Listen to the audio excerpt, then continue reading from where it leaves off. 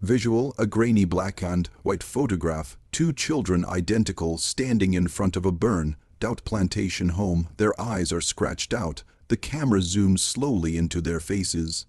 Voiceover whispered, they said the fire took their parents, but the twins were smiling when they were found, untouched, unburned, and something was wrong with their shadows. They are always standing in the same position. Elijah on the left, Emmett on the right, identical from the bow of their laced boots to the way the wind catches their ash-blonde hair. But there's something you notice only after a long stare. One of them doesn't cast a shadow. The photograph was taken by a traveling tintype photographer hired by a Union scout in 1864. He claimed the image was captured inside the ruins of a southern plantation that had burned 13 years earlier. But the date etched into the plate says 1851, a full decade before the scout's own account. The boys in the photograph are about 9 years old, dressed in clothes decades out of style, their expressions oddly stiff. Yet one of them has a faint smile, almost amused. Like he knows something, like he remembers something you don't. The photographer, Jonas Whitmere, went missing 3 weeks after developing the plate. His wagon was found overturned in a swamp outside Richmond, the horse drowned and skinned. The plate was recovered inside a lead box, along with a torn diary entry that read, "They stand where the house once stood, but the floorboards creak. I heard voices upstairs, but there is no upstairs, only ashes. I do not think they are boys at all." The image circulated among Civil War-era occultists, spiritualists, and later early psychologists. It became a taboo object in private collections, studied not for who the boys were, but for what the photograph revealed in light. If held over candlelight, they say a third figure appears in the background, all with no face.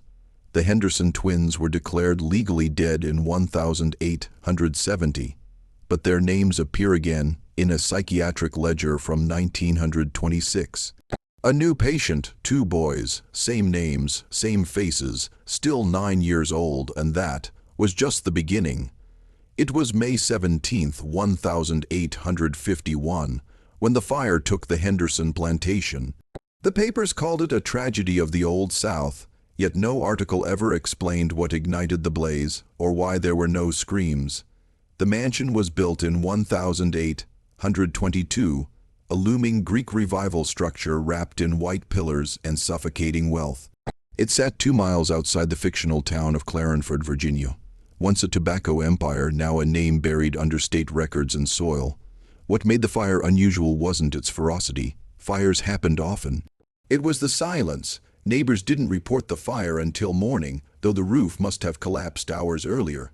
There was no smoke seen from the town square, no glow in the night sky, no scent of burning timber. Just ash, cold and clean, like something had devoured the house from the inside, without touching the land around it. Of the 13 people living on the property, including the Henderson parents, their household staff, and 5 enslaved individuals, only 2 were ever found. Elijah and Emmett, standing hand in hand beside the old stone well, they had no burns, no soot, no memory of the fire. Their skin was cold, their eyes bloodshot, and their clothes, bizarrely, were sewn from the curtains of the master bedroom. When asked by the local sheriff who dressed them, they replied, "She did, the woman upstairs." But there was no upstairs. The house was reduced to its brick foundation. The boys were sent to the nearest orphanage, St. Florentine's Home for Abandoned Youth, run by the Daughters of Holy Ash, a now defunct Catholic order struck from records in 1894 for reasons never disclosed. Within weeks of the boys' arrival, 3 nuns resigned without warning. One was found drowned in the chapel baptismal, and still neither Elijah nor Emmett spoke another word. They were never meant to stay long. St. Florentine's was a stone fortress of a building, perched atop the ridge above Clarenford. It had once been a school for daughters of Confederate officers, but in the mid-1800s it was quietly converted into a Catholic orphanage for abnormal children, those found in the woods under floorboards or wandering after fires. The Daughters of Holy Ash ran the place, their motto etched in Latin above the door, in umbra veritas, in shadow truth. The nuns wore black veils that dragged on the ground behind them, and silence was their deepest vow.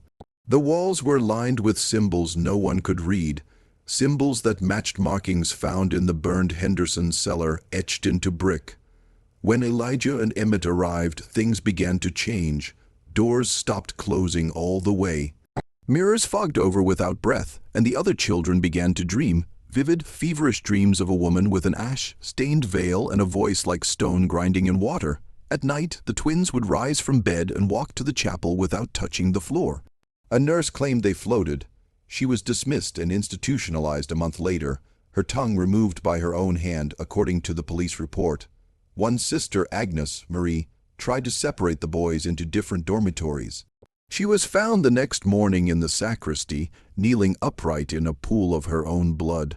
Her arms had been twisted backward, like wings. Records from St. Florentines were later seized by the diocese. What little survives suggests the twins spoke only once together in perfect unison, in a dialect no priest could identify. One of the nuns recorded it phonetically, translated loosely, "We are what comes after the fire." After that, the boys were transferred. Not to another orphanage, but to a seminary that did not yet exist.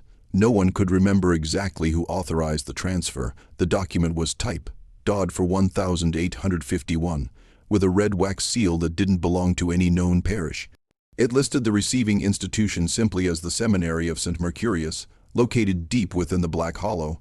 There is no record of a Black Hollow in Virginia, not then, not now. A carriage collected Elijah and Emmett just after dusk. The driver wore a wool sack over his head and never spoke. Witnesses recall only the smell of iron and damp wood, and that the horse's hooves never made a sound, not even on gravel. The seminary building, according to the sparse descriptions from letters and leaked case notes, was more akin to a monastery buried in time. Columns of obsidian stone rose from the earth like teeth. The interior was freezing, lit only by oil lamps that cast no shadows. And it housed no other children, just scholars, just men, and none of them priests. The Henderson twins were not enrolled. They were observed, studied, measured, catalogued. One journal, anonymously preserved and later found among the possessions of a discredited psychologist, reads, "They do not grow, they do not sleep, they bleed from opposite nostrils when separated. One hums the melody of a song that has no known composer, the other answers with silence." Each man assigned to them began to unravel, night terrors, migraines, hallucinations of a room that shouldn't exist. One scholar gouged out his own eyes after claiming he saw himself blinking inside one of the boys. None of the staff ever lasted more than 6 weeks. Then, in the winter of 1852, the building itself vanished. No fire, no ruins, just an empty hillside in the hollow where it once stood. But the twins, they didn't vanish. They were found again 17 years later in a photograph that shouldn't have been taken, wearing the same clothes. Still 9, still watching. His name was Dr. Silas Arkwright, a physician turned ethnographer turned obsessive. Born in Pennsylvania, Dr. Arkwright had traveled the South after the Civil War, documenting obscure religious rites and backwoods mysticism. He was the kind of man who believed in what he could not explain, so long as he could write it down. In 1868, while researching spiritualist enclaves in Mississippi, he claimed to have seen 2 children standing in the rain barefoot, outside a chapel with no congregation. He noted their stillness, their symmetry. One of them was humming. He didn't think much of it until 5 years later, in 1873, when a private collector showed him an old tintype, the photograph of the twins at the Henderson ruins. Arkwright went pale. He recognized them instantly, and worse, he remembered the tune one had been humming. It had followed him ever since. He began a personal investigation, retracing the boys' path through orphanage, seminary, and rumor. Every place he visited bore scars, burned chapels, empty graves, journal pages missing, a lingering scent like old copper and roses left too long in water. Eventually, he found a single surviving nun from St. Florentines. She lived in a sanitarium in Ohio, her eyes sewn shut. She spoke through a stitched mouth using chalk. What she wrote terrified him. They are not twins, they are mirrors. According to her testimony, Elijah and Emmett were not 2 separate souls, but reflections of a third, older thing. something that had not yet emerged fully into this world. She claimed the seminary had been an incubator for dissent, and that the staff were not scientists, but midwives for whatever waited inside them. Arkwright fled the facility the next morning. He changed his name, but 20 years later he was found dead in a boarding house in Kansas. Clutched in his hands were two items: a second photograph of the twins, aged not a single day, and a mirror cracked straight down the middle. It now sits in a temperature-controlled vault at the University of Chicago, catalogued simply as Artifact 613, B. Unnamed glass object, provenance unknown. But that mirror, roughly 3 feet tall, framed in scorched mahogany and carved with a repeating symbol resembling a closed eye, has a long, strange trail. It was found beside Dr. Arkwright's body in 1893. The coroner's report noted something peculiar. Though the mirror was intact when discovered, every photo taken of it showed it already cracked, always along the same perfect vertical split. No reflection of Arkwright's corpse was visible in any image. Only the faint outline of 2 small figures behind the camera. The mirror has since changed hands a dozen times. Academic collectors, psychological researchers, occult archivists, but none have kept it long. Some claimed the glass seemed slightly warm to the touch. Others reported a gentle, high-pitched tone when the room was completely silent, like the sound of glass vibrating under pressure. But the most disturbing accounts came from those who stared into it too long. One psychology student claimed to see herself blinking half a second late. A museum guard swore that a reflection moved before she did. A night janitor described seeing a third face appear behind his shoulder, grinning. And then there was the child, Lana Petrovich, age 9, who disappeared for 3 hours during a field trip in 1972. She was found standing in front of the mirror, mouth open, eyes rolled back. When asked where she went, she answered in a low, unchildlike voice, "We were with the boys. They wanted me to show them what comes next." The mirror has since been sealed behind reinforced glass and moved to deep storage. But it still fogs over, even in freezing temperatures, and when it does, curators say, small fingerprints appear, 2 sets, always side by side. The reflection never quite matches the room, and lately there's been a third set of prints forming. Smaller, closer, facing inward. There was never any mention of a third child in the official Henderson family records. No birth certificate, no baptismal log, no portrait. Just a single, cryptic reference in a burned page from the family Bible, half legible, written in trembling ink. And unto us he gave 3, 2 seen, 1 withheld. For nearly a century no one gave it much thought. A metaphor, perhaps, until a cache of personal letters from Miriam Henderson, mother of the twins, was discovered in a private estate sale in 1939. Among the yellowed correspondence was a draft addressed to a priest in Staunton, Virginia, dated April 1851, just weeks before the fire. It read, "The boys have been having the dreams again, but now there is a third voice at night. I hear it through the floorboards, I feel it in my own breath. It says things I do not understand, Latin but not quite. Sometimes it sings. The twins keep drawing a circle with 2 faces, and one shadow." What alarmed researchers most was the postscript, hastily scrawled in the margins, "I was not supposed to carry 3. The midwife said only 2 came out, but I hear him scratching in the walls. This third presence, unnamed, unseen, would surface again in strange ways." In 1926, a patient at St. Dymphna's Asylum in Ohio, admitted under a false name, began carving the same symbol repeatedly into his skin, an open eye, split in 2. When shown a photograph of the Henderson twins, he wept and said, "They left me behind in the dark, in the space where mirrors meet." In 1984, a woman undergoing hypnotherapy for trauma began speaking in the voice of a child. Not hers, a boy's. When asked his name, he replied, "I don't have one, but they call me the remainder." Some believe this third child is not a person, but a force, the missing equation between reflection and being. Not born, but split, not living, but waiting. Whatever it is, every appearance is followed by an increase in mirror-related incidents, flickering reflections, children going mute, whispers in old pipes. And always, the scent of ash. In 1997, a team of independent historians attempted to reconstruct the location of the Henderson plantation using old maps, estate records, and surveyor logs. What they found stunned them. Beneath the blackened soil and shattered stone of the house's original foundation, hidden beneath layers of collapsed floorboards, was a space no blueprints ever indicated, a sealed cellar untouched by flame. They had to chisel through 6 feet of hardened clay and brick, which had fused unnaturally as if melted from the inside out. What they found inside was pristine, a small room, cold, white, unburned. The walls were lined with mirrors, 8 in total, all facing inward. In the center, a child's wooden chair. There was no dust, no sign of fire damage, and on the floor, written in a circle of dried ash, were 2 names etched repeatedly: Emmett.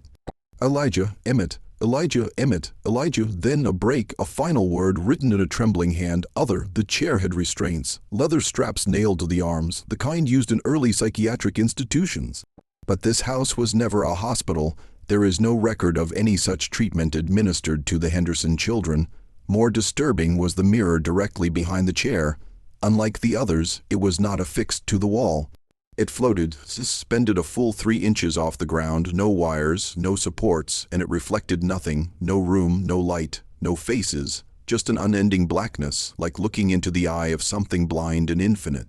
When a flashlight was shined into it, the beam vanished. When they touched the glass, it was warm, then wet. One of the historians claimed to feel fingers pressing back. He quit the project the next morning and died 6 months later of sudden cardiac arrest. His final note, found in a locked drawer, read, "The room was never buried. We were simply meant to forget where to look. The room has since been resealed, but the mirrors, one has gone missing. No one knows his real name. He surfaces every few decades, always under a different alias. An archivist, a preservationist of the unnatural, or more recently, an art dealer specializing in anomalous Americana. He is called, in hushed circles of forbidden academia, the collector of broken things." He first appears in official record in 1901, bidding on a lot at an estate auction in New Haven. The item, a fractured mirror salvaged from an orphanage fire.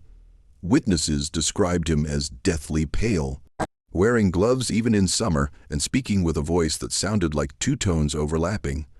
Over the years, his collection grew. A violin that played different songs when no one touched it, an old Bible with the names of people not yet born, a portrait whose eyes changed direction when left in the dark, and eventually a mirror stolen from beneath the Henderson estate. He came into possession of it shortly after the excavation. No one knows how. The lead investigator's home was ransacked, files gone, the security footage corrupted. The collector left only a card behind: "That which reflects is not always returning what is yours. CBT."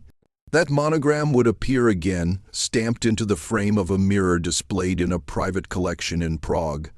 A child disappeared in that gallery during a storm. She was found days later, miles away, standing on a road in the exact clothes Elijah wore in the 1851 photograph. She was mute, and when placed before a mirror, she screamed until she lost her voice. The collector was last seen in 2009 at a defunct seminary museum in rural Pennsylvania, purchasing a pair of old photographs. One witness claimed the images changed slightly after he left the twins. In each frame, were a step closer to the camera. No one has seen him since, but the rumors persist that he doesn't just collect broken mirrors. He feeds them, and what he feeds them with. Our names, Clarenford, Virginia, doesn't appear on modern maps. Ask the locals, and they'll say it never existed. But old train logs and land registries tell a different story. In 1849, Clarenford had a population of just over 100. By 1852, that number dropped to 3. What happened in between was never officially recorded. No newspaper articles, no census adjustments, no obituaries. The only physical evidence is a scorched town charter, retrieved in 1931 from the ruins of the county clerk's building. It ends with a single handwritten line in red ink. "We closed our eyes, we let it pass through us, we forget so it won't remember." Locals from surrounding counties avoid the area entirely. They refer to it only as the Old Hollow, A place of bad dreams, cracked windows, and livestock found walking in circles until their hooves bleed. In 1964, a folklorist named Reuben Coyle attempted to trace the remnants of Clarenford. He interviewed descendants of those who fled. Most refused to speak. But one elderly woman, Agnes Hartwell, shared a memory. The twins were seen walking the creek at night, in winter, barefoot, but no prints in the snow. My uncle called it a blessing, said they were angels, but then he started forgetting things. First his name, then where his house was. Then he forgot he had a face. Coyle's journal ends abruptly after his third visit to the hollow. His final entry, I heard the bell again, no chapel, no tower, but it's ringing inside my teeth. I think it's calling the rest of them. No one has heard from him since. Today, what remains of Clarenford is a tangle of overgrown foundations and blank wooden signposts, erased by time or something using time to hide. But each year, on the night of May 17th, the date the Henderson house burned, campers near by report strange phenomena, reflections that delay by seconds. Children talking to mirrors and the sound of 3 sets of footsteps in the brush.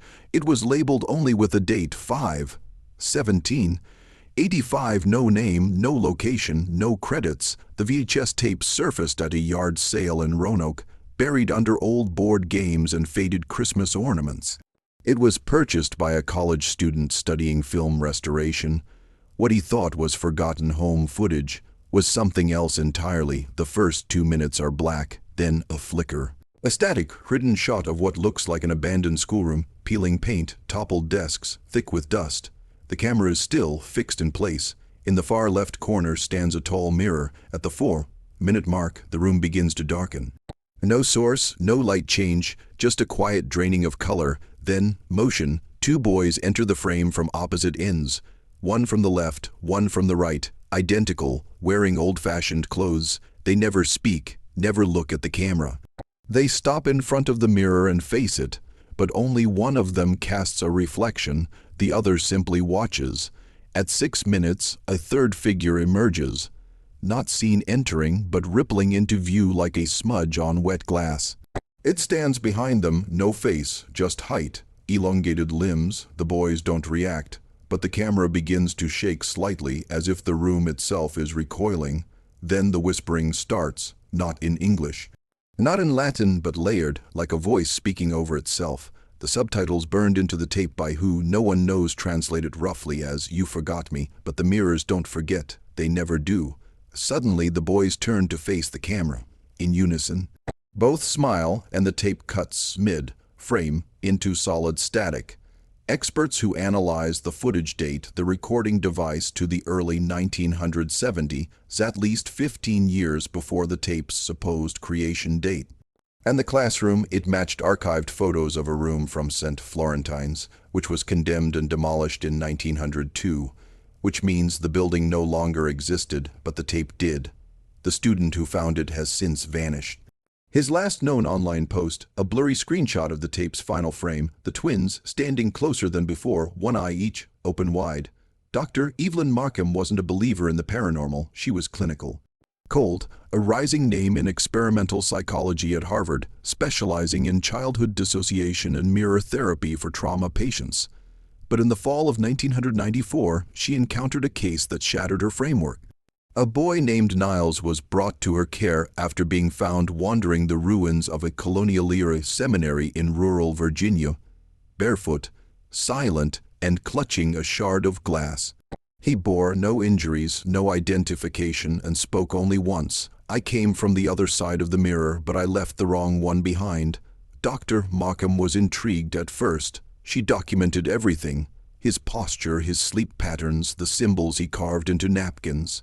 Circles, eyes, pairs of names that repeated endlessly. Elijah, Emmett, other. But it was the dreams that disturbed her, because they weren't his, they were hers, and they began after she met him. She started waking up at 3:11 a.m., always the same time. The room would feel off, reversed. Her bed on the wrong side, her mirror angled slightly toward her sleeping face. One night, she caught herself muttering something in a dead language. The tape recorder on her nightstand and caught only this: the third will wear your face when the first two forget their names. Then came the mirror dreams. Dr. Markham would see herself in childhood, but her reflection would not follow her expressions. In one dream, she wept. In the mirror, she smiled. In another, she stood behind herself and watched the twins tug on the corners of her mouth, stretching it into a grin she couldn't control. She tried to sever contact with the boy, but he was already gone. The hospital staff claimed no such child had ever been admitted. The file disappeared. The glass shard from his pocket dissolved into soot and salt. Dr. Markham quit her post 2 weeks later. Her last entry in her professional journal read, "I no longer know which side of the glass I'm on." She has not spoken publicly since, but a mirror identical to the one in her office was found in the basement of her former clinic, cracked straight down the middle. And behind that crack, a second reflection. In 2003, during the renovation of a Civil War-era farmhouse near the old Clarenford boundary, contractors discovered a loose board in the nursery floor. Beneath it was a sealed tin box, wrapped in muslin soaked with old ash. Inside was a leather-bound journal, its pages warped, the ink faded and red. Scrawled across the first page in what appeared to be a child's handwriting, "For the one who still remembers, I am sorry, we had to leave it open." The entries were dated between April and May of 1851, the weeks leading up to the Henderson fire. Though unsigned, the writing style matched that of Miriam Henderson, verified by comparison to her surviving letters. But the tone was different, erratic, fragmented. The first half reads like a mother's diary, notes on the twins' behavior, Emmett refusing to speak unless Elijah blinked first, both drawing the same images without looking at each other's paper. Complaints of hearing scratching from inside the walls, especially near mirrors. Then, midway through, the entries shift. They no longer use dates, only phases of the moon.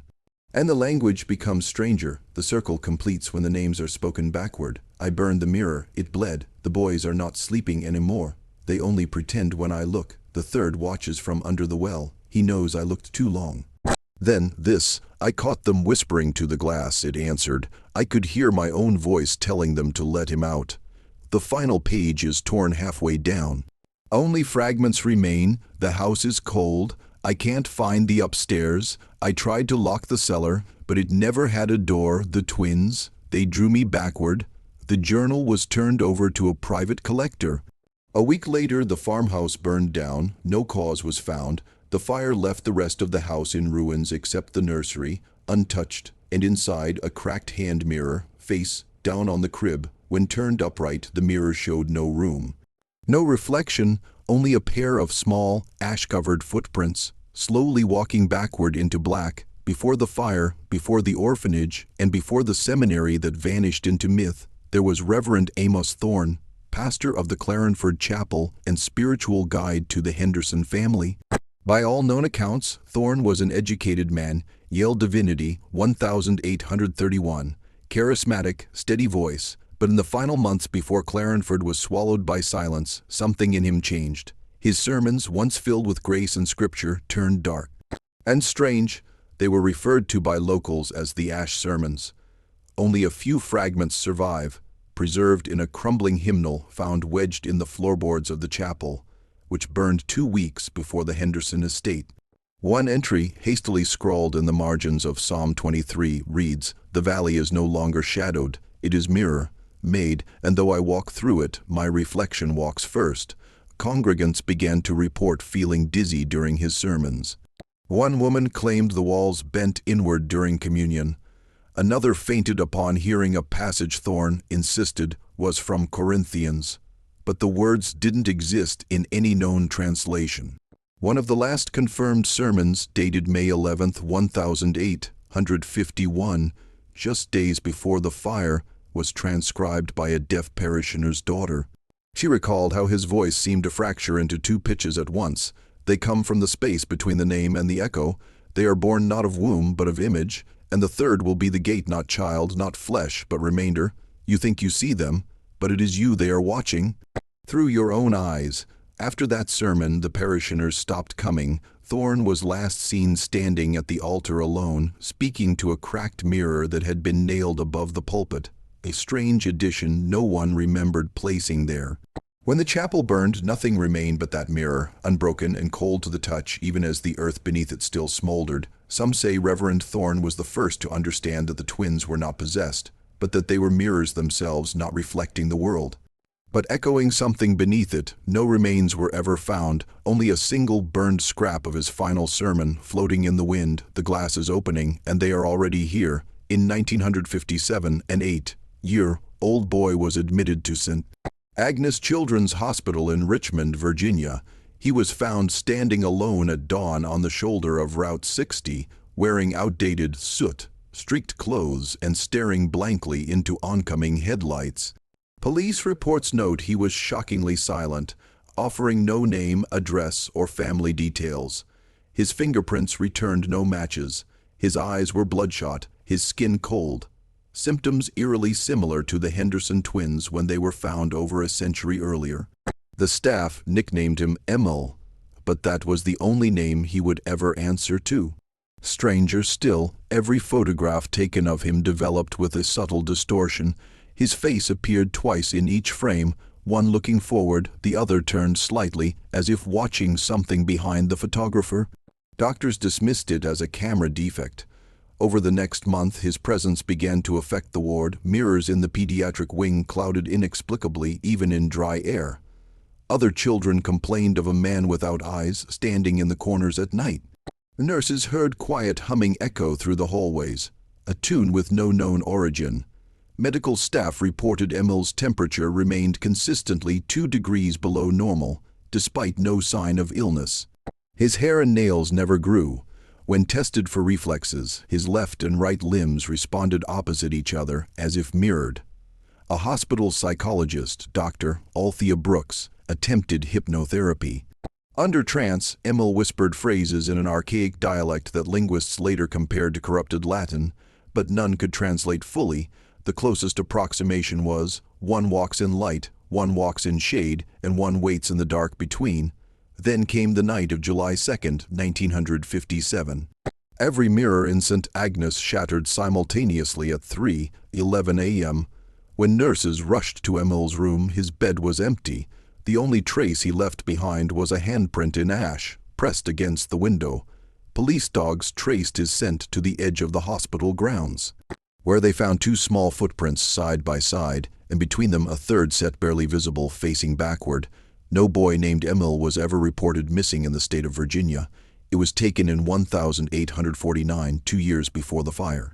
A formal daguerreotype of the Henderson family, Jonas and Miriam seated in high-backed chairs, their sons Elijah and Emmett standing at their sides. The photograph had been kept in a silver frame, passed down through distant relatives who refused to hang it, claiming it shifted when no one was watching. In 2011, the portrait resurfaced during a historical exhibit in Charlottesville.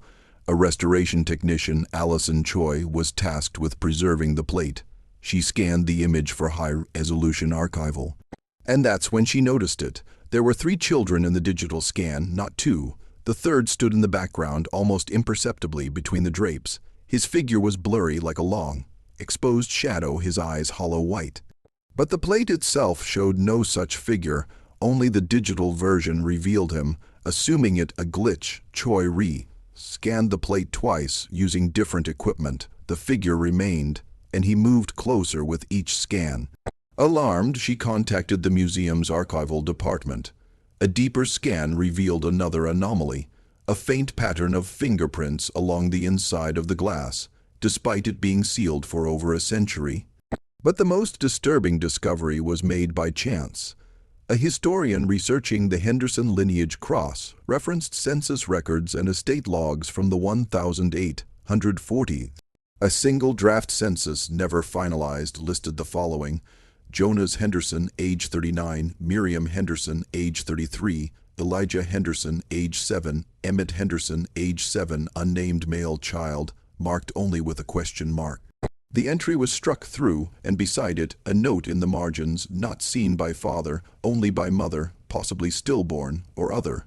After this revelation, Allison Choi began experiencing severe nightmares. She claimed the portrait appeared in her dreams, but each time the unnamed child was closer to the glass, face pressed against it, whispering in reverse. Within weeks, she destroyed her home mirrors. All of them she now lives off-grid in Alaska, refuses to be photographed, and warns anyone who asks, don't digitize the old ones. Some images don't want to stay asleep. The portrait remains in museum storage. And behind the glass in the dark part of the scan, a handprint appears now, pressed flat, palm outward. It doesn't have a title, no lyrics, no origin, just a tune, soft, circular, impossible to not hum once heard. And always heard by children first. The melody is short, just 6 notes. Those who hear it say it feels like something ancient, familiar, like a lullaby remembered from a life never lived. It first appeared in documented form in 1938, when multiple children at St. Agatha's orphan home in Baltimore began humming the same unknown tune. The staff called it the Mirror Song. They claimed it began after a delivery of antique furniture, including a large, veiled mirror donated anonymously. Within a week, 3 children had vanished, doors locked, windows unbroken, their beds still warm. On the 4th night, a nun heard the melody echoing from the mirror room. When she entered, the humming stopped. All the mirrors were fogged from within, and when she looked closely, she saw footprints on the other side. Years later, in 1981, an elementary school teacher in West Virginia recorded a child humming the exact same tune during a quiet drawing session. When she asked where he learned it, the boy answered, "The boys behind the glass taught it to me. The one in the middle said I had the right kind of ears." Musicologists attempted to transcribe the melody. But something was wrong. The notation, when reversed, created the exact negative of a Catholic hymn used in exorcisms during the early 1006. A hymn believed lost during the suppression of the Daughters of Holy Ash. Even more disturbingly, the waveform of the song, when visualized, mirrors itself perfectly, a palindrome in sound, just like the Twins. The tune has since appeared in countless unexplained settings. A scratched music box in an abandoned seminary. A child's humming caught on a baby monitor at 3:11 a.m. Background noise in a corrupted audio file from the VHS tape recovered in 1985. No adult has ever been recorded spontaneously singing it, only children. Usually just before they go silent or vanish. Some theorize the song is a summoning, others a signal. From the 3rd child, the remainder using sound to breach the membrane between what is seen and what reflects. What no one denies anymore is this: the song is spreading, and with it the boys are getting closer. It began in the oldest homes. Mid-19th century farmhouses, seminaries, and orphanages across Virginia started reporting strange plumbing issues. But not the usual gurgles or rattles. What came through the pipes wasn't water, not entirely. Residents described it as a wet whisper, an almost human voice humming through the copper veins of their buildings. Some swore it was trying to form words. Others said it was breathing. In the winter of 1973, the Fenwick Asylum, built near the ruins of Clarenford, was evacuated after nurses reported a chorus of whispers coming from every drain. One janitor opened a rusted maintenance hatch and collapsed screaming. He survived, but his hair turned white and he never spoke again. Written in grease pencil on the inside of the hatch door were the words, "We echo in your water, and we're learning your shape." It got worse during storms. During heavy rain, entire households would report hearing laughter in their bathtubs or humming from beneath basement sinks. A child in one home pointed to the kitchen drain and said, "The mirror boys leave down there now. They're almost finished crawling through." Plumbers were called. Pipes were removed, nothing ever found, except on one occasion. In 1998, a plumber named Harold Voss retrieved a small, scorched child's tooth from inside a sealed pipe at an abandoned seminary. The pipe had been unused for over 60 years. But the tooth was warm. The next morning, he vanished. The only clue left behind was the plumbing schematic he'd unrolled on his desk, on which he had scrawled, "The whole house is a throat, and something is learning how to speak." After that, a theory emerged, one that few are willing to say out loud, that the old buildings of Clarenford, long abandoned and rotting, are not dead, that the fire never truly ended, and that the remnants of the twins, and whatever the third was, are still alive inside the walls, speaking through the pipes, reflecting through mirrors, humming lullabies in reverse, not haunting, becoming. In the hills outside Clarenford, past overgrown trails and silent trees, something was found in 2004 that shouldn't have been there. A structure, a house. It wasn't on any map. Satellite scans from just 5 years earlier showed only woods. But now, nestled in the moss-choked clearing where the Henderson homestead once stood a two-story house, timber charred black, windows veiled in soot. It looked grown, not built, its angles slightly wrong, its frame twisting subtly when viewed from different distances. Investigators believed it was a squatter's construction, but forensic architects were baffled. The nails were hand-forged, the beams soaked in animal fat, and several door frames appeared to have been made from repurposed pews, bearing Latin inscriptions etched with crude bone tools. Inside, everything was mirrored, not symbolically, literally. Rooms repeated themselves. Every door led to another room that mirrored the one before it. Left became right. Clocks ticked counterclockwise. Even the furniture was duplicated, as though someone had carefully measured each object and made its twin. In the heart of the house there was a nursery, 2 identical cribs, one burned black, one clean and pristine. And nailed between them on the wall, a photograph, a scan of the 1849 Henderson family portrait, with all 4 children, the unnamed third now standing front and center, smiling. An audio recording made in the nursery captured only static and humming. When slowed down, the humming contained a repeated phrase in reverse. "We remember the fire. We remember the cold. We are neither." The team who discovered the house left in silence. Within a month, the house was gone. As if it had never existed, no evidence remained. Only one member of the team, an intern named Claire Marks, spoke about it again. She said the house wasn't built for people. It was built by reflections, for something that remembers being human, but no longer is.